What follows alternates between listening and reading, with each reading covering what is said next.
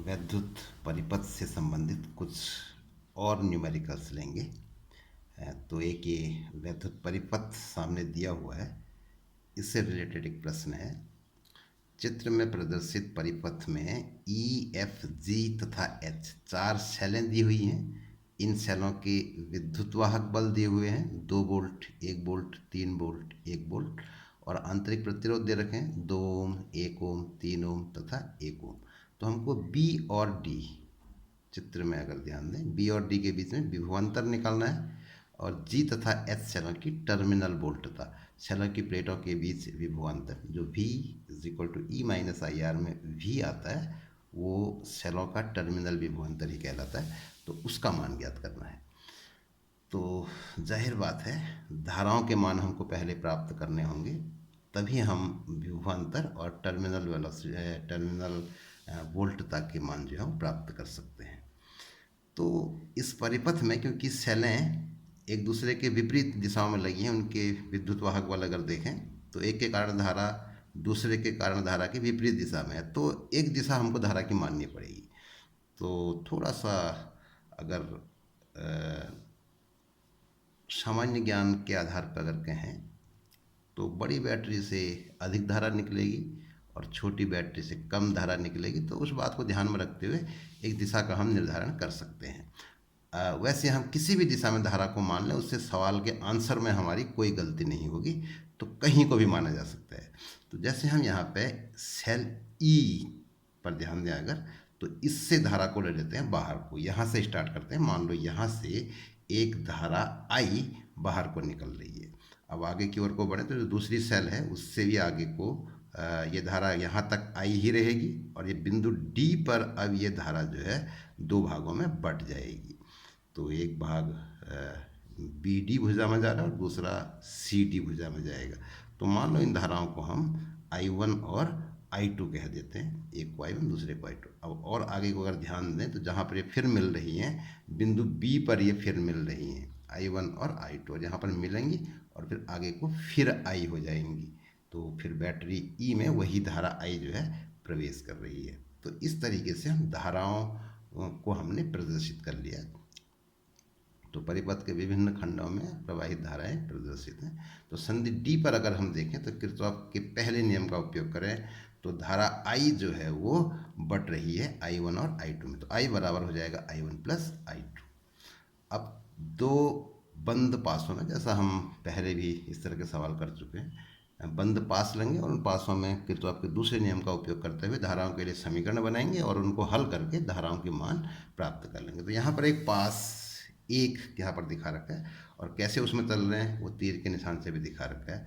तो किसी भी पास को, बंद पास को, या तो हम उसके शीर्षों के हिसाब से जैसे ए डी बी ए ऐसे भी कह सकते हैं, और या फिर जो चित्र में दिखा दिया हमने पास एक, ऐसे ही दूसरे वाले को पास 2 कह देंगे। तो सीधे सीधे ऐसे भी कहा जा सकता है। तो बंद पास एक में किरचॉफ के द्वितीय नियम का उपयोग करते हुए अगर हम इसको प्रयोग करें तो क्या समीकरण बनेगी?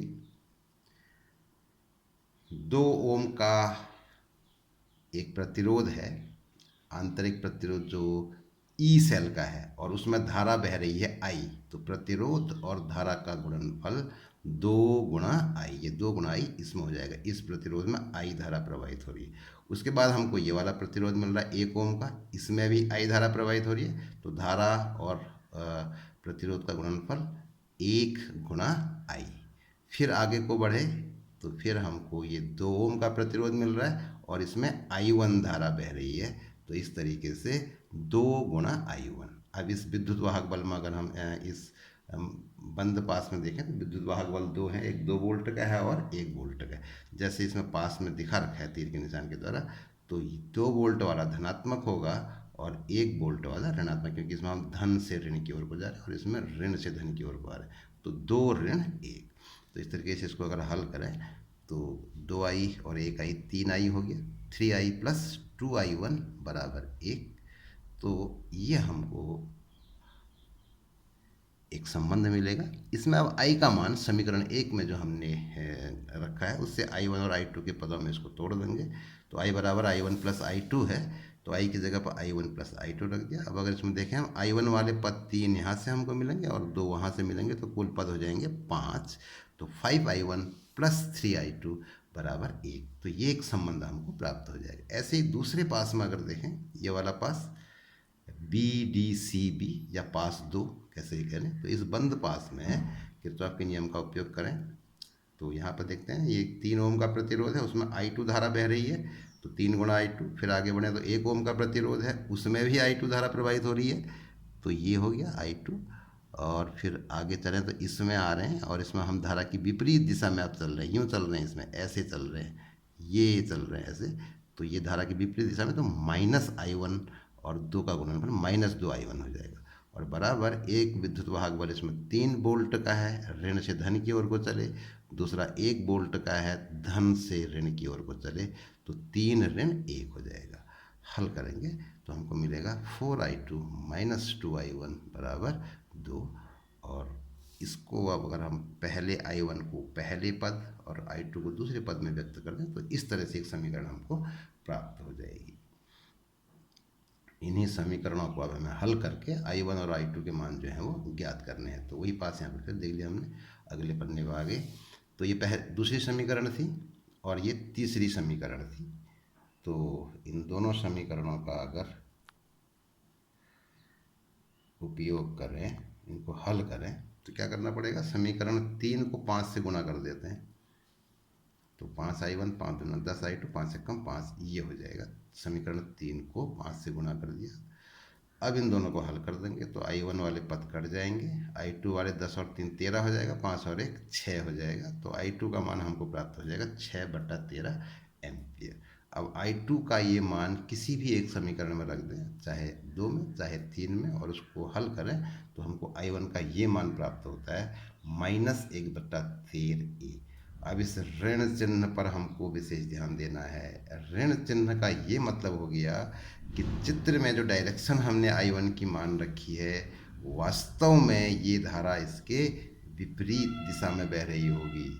तो वास्तविक दिशा मानी गई दिशा की विपरीत होगी, ये इसका अर्थ है। तो इसलिए कहा गया कि धारा हमारी मर्जी कहीं को भी हम मान लें, अगर धनात्मक आता है तो इसका मतलब जो दिशा हमने मानी है वही वास्तविक दिशा है, और अगर ऋणात्मक मान प्राप्त होता है तो इसका अर्थ हुआ कि जो दिशा हमने मानी है वो वास्तव में उसके विपरीत दिशा में है। तो इस फैक्ट को हमें ध्यान में रखना है आगे के दूसरे सवालों के लिए। अब जो पहले पूछा था सवाल में बी और डी के बीच में विभवांतर, तो इसमें जो दिशा धारा की होगी वो वास्तव में इसकी उल्टी दिशा है। तो बी का विभव अधिक होगा और डी का विभव कम होगा, क्योंकि धारा अधिक विभव से कम विभव की ओर को बहती है। तो इसलिए विभवांतर अगर हम निकालेंगे तो VB माइनस VD, अधिक बड़े में से छोटे को घटाएंगे, तो V बराबर IR, ओम के नियम का उपयोग करेंगे। I का मान हमने 1/13 निकाल लिया है, I1 का मान, और R का मान 2 ओम है, तो 1/13 गुणा 2, 2/13 वोल्ट हो जाएगा। ऐसे ही सेल जी की टर्मिनल वोल्ट था, सेल जी पर ध्यान देंगे, सन जी, तो V बराबर होता है E माइनस IR। अब एक चीज़ और यहाँ पर हमको ध्यान रखनी है, अगर सेल से धारा ली जा रही है तो V बराबर E माइनस IR होता है, और अगर सेल चार्ज हो रही है, सेल में धारा का प्रवाह धन से ऋण की ओर को है बैटरी में, तो फिर ये चार्ज होगी। इसका मतलब है जैसे कि यहाँ पर हो रहा देख रहे हैं हम, I2 धारा G सेल में तो ऋण से धन की ओर को आ रही है सेल के भीतर, लेकिन H सेल में धन से ऋण की ओर को जा रही है। तो G सेल से धारा ली जा रही है और H सेल चार्ज हो रही है, उससे धारा नहीं ली जा रही। तो दोनों में फर्क है, एक में माइनस आएगा और एक में प्लस आएगा। तो Hg में V का मान होगा E माइनस IR। तो E का मान 3 वोल्ट है जैसे दिख रहा है चित्र में। I2 का मान हमने निकाल लिया है 6/13 है, और Rg, इस G का आंतरिक प्रतिरोध है 3 ओम। तो ये सारे मान रख दिए तो हमको Vg प्राप्त होता है 21/13। अब इसको अगर दशमलव में व्यक्त करें तो 1.615। इसी तरीके से H की टर्मिनल वोल्ट था, जैसा पहले बात करी कि H सेल चार्ज हो रही है, उसमें धन से ऋण की ओर को धारा का प्रवाह है। सेल के भीतर अगर हम देखें तो धन से ऋण की ओर चार्ज हो रही है, इसलिए टर्मिनल वोल्टता V बराबर होगा E प्लस IR। तो तो ये ध्यान देना है, जहाँ भी ऐसा हो रहा होगा ये सूत्र उपयोग में होगी। तो ई एस का मान 1 वोल्ट दे रखा है, उसमें धारा प्रवाहित हो रही है 6/13 और प्रतिरोध है उसका 1 ओम आंतरिक प्रतिरोध। तो ये सारे मान अगर रख दें तो हमको वी एस का मान प्राप्त हो जाएगा 19/13। दशमलव में व्यक्त करना चाहें तो 1.46 वोल्ट। तो इस तरह से इस सवाल का ये हल हमको प्राप्त हो जाता है। अगले न्यूमेरिकल पे आ रहे हैं। ये एक डायग्राम है। तो किरचॉफ के नियमों का प्रयोग करते हुए परिपथ में अज्ञात प्रतिरोध R का मान ज्ञात कीजिए ताकि 4 ओम प्रतिरोध में कोई धारा न बहे। ए तथा डी के बीच वैद्युत विभवांतर भी ज्ञात कीजिए। तो ये एक वैद्युत परिपथ है, दिख रहा है, इसमें 3 बैटरियां लगी हुई हैं और ये 3 प्रतिरोध लगे हुए हैं, इनके मान दिए हुए हैं। एक प्रतिरोध R है, या अज्ञात प्रतिरोध है, इसका मान हमको निकालना है। तो मान लेते हैं आई धारा इसमें प्रवाहित हो रही है। इस किसी भी सेल से स्टार्ट करें, जैसे हमने इससे स्टार्ट करा, यहाँ से मान लो एक आई धारा प्रवाहित हो रही है। तो यहाँ से आगे की ओर को आए। सवाल को पहले ध्यान से देखना है, क्या कहना कह रहा हो, अज्ञात प्रतिरोध R का मान ज्ञात कीजिए ताकि 4 ओम प्रतिरोध में कोई धारा न बहे। 4 ओम में धारा शून्य होनी चाहिए। ऐसी कंडीशन में अज्ञात प्रतिरोध क्या होगा मान, ये पूछ रहा है। तो यहाँ पर हम ये देखेंगे कि अगर 4 ओम के प्रतिरोध में कोई धारा न बहे, तो यहाँ से अगर प्रवाहित धारा हमने आई मान रखी है, यहाँ से आई धारा बह रही, तो यहाँ पर अब जब ई पर पहुँचेंगे हम, तो ई से 4 ओम प्रतिरोध में बिल्कुल धारा नहीं जानी है, धारा शून्य है। इसका मतलब ये पूरी की पूरी धारा कहाँ को जाएगी, आगे की ओर को बढ़ जाएगी। तो पीछे से अगर आई आई तो आगे को भी आई ही जाएगी। तो इस तरीके से हम ये बाहरी पास में अगर देखें, ये बंद पास ए एफ डी सी ए, चाहो तो 20 ई बी पॉइंट को बोल लें, चाहे तो ना बोलें, ए एफ डी सी ए, ये जो बंद पास बन रहा है, इसके हर खंड में धारा का मान जो है वो समान होगा, आई होगा। तो ये आई धारा ही बह रही है पूरे खंड में। तो इस तरीके से 4 ओम के प्रतिरोध में कोई धारा प्रवाहित न होने पर बंद पास A F E D C B A, बाहर से जो पाथ बन रहा है उसमें सर्वत्र धारा का मान आई ही होगा। अब अगर हम ये वाले पास में ले लें, ए एफ ई बी ए, तो किरचॉफ के नियम का उपयोग अगर करें इसमें, तो देख रहे हैं 1 ओम का प्रतिरोध है, इसमें आई धारा प्रवाहित हो रही है, तो आई गुणा 1। फिर आगे को बढ़े तो 1 ओम का प्रतिरोध है, आई धारा बह रही है, तो आई गुणा 1। फिर नीचे को आई 4 ओम का प्रतिरोध मिला, लेकिन इसमें धारा शून्य है, तो 0 गुणा 4, और कोई प्रतिरोध नहीं है। विद्युत वाहक बल देखें, इसमें हम ऋण से धन की ओर को जा रहे, यूँ चल रहे हैं, धारा की दिशा में चल रहे हैं। तो इसमें ऋण से धन की ओर चल रहे हैं और इसमें धन से ऋण की ओर चल रहे हैं, तो 9 ऋण 6। तो ये हमको समीकरण प्राप्त हो जाएगी। तो 2i, आई गुणा 1 आई हो गया, आई गुणा 1 आई हो गया, 2i ये शून्य हो गया, तो 2i बराबर 3, इसलिए i बराबर 3/2, ये मान हमको प्राप्त हो जाएगा। इसी तरीके से इस वाले पास में अगर देखें, B E D C B, यूँ चल रहे हैं, जैसे नाम में बोल रहे हैं वैसे ही चलना भी है। बी से शुरू करें, बी ई डी, इस तरीके से। तो 4 ओम का प्रतिरोध मिला, धारा शून्य है, तो 4 गुणा 0। फिर आगे बढ़े, आर प्रतिरोध मिल रहा है और उसमें आई धारा प्रवाहित हो रही है, तो गुणा आई आर, तो 0 गुणा 4 आई गुणा आर बराबर 6 ऋण 3। ये बैटरी में ऋण से धन की ओर को चले और इसमें धन से ऋण की ओर को चले, तो 6 ऋण 3। तो ये हमको मिला आई आर बराबर 3। अब क्योंकि आई का मान 3/2 हमने ऊपर निकाल रखा है, तो 3/2 आर बराबर 3, इसलिए आर बराबर 2 ओम हमको प्राप्त हो जाएगा। तो यह आर का मान प्राप्त हो गया। अब इसमें एक चीज़ और उसने पूछ रखी है कि ए और डी के बीच विभवांतर कह रहा है। तो आर का मान तो 2 ओम प्राप्त हो गया। दूसरा भाग है सवाल का भी, ए और डी के बीच वैद्युत विभवांतर। तो यहाँ पर देखें हम, ए बिंदु ये है और डी बिंदु ये है। तो यहाँ पर क्योंकि ई और डी के बीच में कोई प्रतिरोध नहीं है, इस तरीके से ई और डी बिंदु एक ही बिंदु हो गए अगर देखा जाए तो इस तरीके से ए और डी के बीच विभवांतर वही होगा जो ए और ई के बीच में होगा। तो इस तरीके से ई और डी के बीच में, ए और डी के बीच का विभवांतर ए और ई के बीच विभवांतर के बराबर होगा। अब विभवांतर यहाँ पर अगर देखें तो कितना हो जाएगा, ये विभवांतर प्लस ये विभवांतर, ए और ई के बीच में विभवांतर, ये विभवांतर प्लस ये विभवांतर की वी बराबर आई आर से निकाल लेंगे, तो आई गुणा 1 आई गुणा 1। तो बराबर हो जाएगा आई गुणा 1 आई गुणा 1, तो बराबर 2i। अब आई का मान 3/2 हमने ऊपर निकाल रखा है, तो 3/2 मान रख देंगे तो 3 वोल्ट हमको प्राप्त हो जाएगा। इस तरीके से ए तथा डी के बीच में विभवांतर का मान कितना हो जाएगा, 3 वोल्ट। एक अगला सवाल एक और ले रहे हैं, एक न्यूमेरिकल। ये एक डायग्राम है, 5 प्रतिरोध इसमें लगे हुए हैं इस तरीके से। तो इससे रिलेटेड सवाल है, चित्र में दिए गए नेटवर्क का ए व बी के बीच तुल्य प्रतिरोध ज्ञात कीजिए। ए और बी के बीच में तुल्य प्रतिरोध ज्ञात करना है। सी डी व ए सी बी में प्रवाहित धारा भी ज्ञात कीजिए। सी डी एक प्रतिरोध दिख रहा है सी और डी के बीच में, तो उसमें कितनी धारा बह रही है निकालना है। ए सी बी दिख रहा है इसमें भी, ए सी बी, तो ए सी बी के बीच में कितनी धारा बहेगी ये भी निकालना है हमको। तो आर का मान जो है वो दिया हुआ है 2 ओम है। तो इस सवाल को हल करने का एक सिंपल तरीका, थोड़ा लॉजिक हमको सोचना पड़ेगा, क्योंकि 5 प्रतिरोध है तो तुरंत एक दिमाग में आना चाहिए कि व्हीटस्टोन ब्रिज जो हमने पढ़ा था उसमें भी 5 प्रतिरोध थे। कौन कौन से थे, 4 प्रतिरोधों से समांतर चतुर्भुज बना था, और बी और डी के बीच में हमने एक गैल्वेनोमीटर जोड़ा था। तो गैल्वेनोमीटर का भी कुछ न कुछ प्रतिरोध होता है। तो इस तरीके से वो 5 प्रतिरोध वाला कॉन्सेप्ट कहीं पर भी है, तो व्हीटस्टोन ब्रिज दिमाग में आना चाहिए सबसे पहले।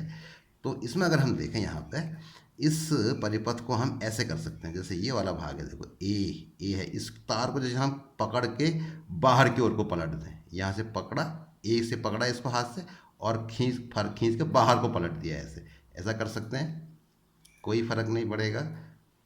प्रतिरोधों में कोई कनेक्शन कहीं से भी गड़बड़ नहीं हो रहा है। ये था, इसको हमने यूं कर दिया इस तरीके से, और जो बी का जो पॉइंट है उसको भी बाहर को कर देते हैं। तो ये करेंगे तो प्रतिरोध वहाँ चले जाएंगे, बिंदुओं को भी वहाँ कर दिया, ऐसे इस बी को बाहर को कर दिया ये। तो ऐसा कर सकते हैं। तो अब देखो ये कैसा हो गया, ये जो है नेटवर्क जो था वो इस तरीके से बन गया। अभी ये ए और बी, सी और डी ये बिंदु हैं, ये हैं, और ये 4 प्रतिरोध, ये 5 प्रतिरोध जो हैं इस तरीके से आ गई। तो अगर कंपैरिजन करें तो बिल्कुल वही डायग्राम है। अब उसको हमने थोड़ा इस ढंग से कर दिया कि जो हमने पढ़ा था पहले व्हीटस्टोन ब्रिज उस रूप में आ गया। यहाँ पर भी वही है, तो शेप को थोड़ा सही ढंग से बना दिया। अब इसमें क्या है, ये जो परिपथ हमको दिया हुआ था उसको हम रिप्लेस करके ऐसे कर सकते हैं। तो वास्तव में ये इस रूप में है, प्रतिरोध आ जाएगा। तो इसमें आप देखें, अगर हम यहाँ पर ये जो प्रतिरोध है ये आर, ये प्रतिरोध हमारा प्रभावहीन हो जाएगा। कैसे होगा, क्योंकि ये है, इसमें अगर हम देखें व्हीटस्टोन ब्रिज में बाईं ओर के प्रतिरोध का दाहिनी ओर के प्रतिरोध से अनुपात लेते हैं, ऊपर भी और नीचे भी संलग्न भुजाओं में लगी प्रतिरोधों का अनुपात। तो आर आर ऊपर भी है, आर आर नीचे भी, तो आर बटा आर के बराबर होता है, हमको पता है। तो इसका मतलब ये संतुलित अवस्था में है, और अगर संतुलित अवस्था में है तो सी और डी के बीच में कोई धारा प्रवाहित नहीं होगी। यहाँ अगर गैल्वेनोमीटर लगा होता तो उसमें कोई धारा प्रवाहित नहीं होती, तो यहाँ पर भी नहीं होगी। इसलिए ये जो प्रतिरोध है ये प्रतिरोध प्रभावहीन होगा। इसको अगर निकाल भी दें तो कोई फर्क नहीं पड़ेगा। तो अब इसको निकाल के ऐसा मान के चलते हैं कि ये नहीं है, तो उस हिसाब से अब इसको देख लेते हैं क्या होता है। तो ए सी बी वाली भुजा अगर देखें आप, ए सी बी, इसमें 2 प्रतिरोध श्रेणी क्रम में लगे हुए हैं। ऐसे ही ए डी बी, आर और आर 2 प्रतिरोध श्रेणी क्रम में है। बीच वाले प्रतिरोध को निकाल के फेंक दिया, ऐसा समझ लो, है या नहीं है कोई फर्क नहीं पड़ रहा है। तो 2 श्रेणी क्रम में ऊपर भी हैं, 2 श्रेणी क्रम में नीचे भी है, तो प्रत्येक का 2R हो जाएगा, R प्लस R। उसके बाद फिर अगर हम देखें ए और बी के बीच तुल्य प्रतिरोध मान लो R डैश हो, तो अब ये 2R समांतर क्रम में है। तो तुल्य प्रतिरोध R डैश के लिए क्या हो जाएगा, समांतर क्रम वाला सूत्र लग जाएगा, 1/R डैश बराबर 1/2R प्लस 1/2R, और इसको हल करें तो 2 टाइम्स 1/2R यानी कि 1/R हो जाएगा, या R डैश बराबर R, और R का मान सवाल में दिया हुआ है 2 ओम है। तो इस तरीके से ए और बी के बीच में तुल्य प्रतिरोध 2 ओम हमको प्राप्त हो जाता है। जैसा कि सवाल में पूछा गया था, तो एक पार्ट हमारा सवाल का हल हो गया। फिर कह रहा है दूसरे में सी डी में कितनी धारा बहेगी, तो हमने देख लिया संतुलित अवस्था में है तो सी और डी के बीच में कोई धारा प्रवाहित नहीं होगी, अविक्षेप स्थिति होगी। तो सी डी के बीच में जो धारा प्रवाहित क्या होगी, शून्य। संतुलन की अवस्था में सी डी में प्रवाहित धारा शून्य होगी। फिर पूछ रहा है ए सी बी में, तो ए सी बी के लिए अगर हम देखें, ऊपर वाला पार्ट है ए सी बी वाली ब्रांच अगर देखें तो इसका प्रतिरोध कितना है, आर प्लस आर, 2R है। और आर का मान क्योंकि 2 ओम सवाल में दिया हुआ है तो 2R का मान हो जाएगा 4 ओम। और जैसा सवाल में कहा है, देखो ऊपर क्या कहा है, सवाल में कह रहे क्या कह रहे हो, ए सी डी व ए सी बी में प्रवाहित धारा भी ज्ञात कीजिए जबकि 10 वोल्ट का दिष्ट धारा स्रोत ए व बी के बीच जोड़ दिया जाता है। तो 10 वोल्ट विद्युत वाहक बल की बैटरी जोड़ दी जाती है, तो ई बराबर 10 वोल्ट। तो ओम के नियम से आई बराबर ई बटा आर, तो क्या मिल जाएगा, आई बराबर 10/4 यानी कि 2.5 एम्पियर। तो इस तरीके से ये न्यूमेरिकल का सॉल्यूशन हमको प्राप्त हो जाएगा। तो इस वीडियो में इतना ही।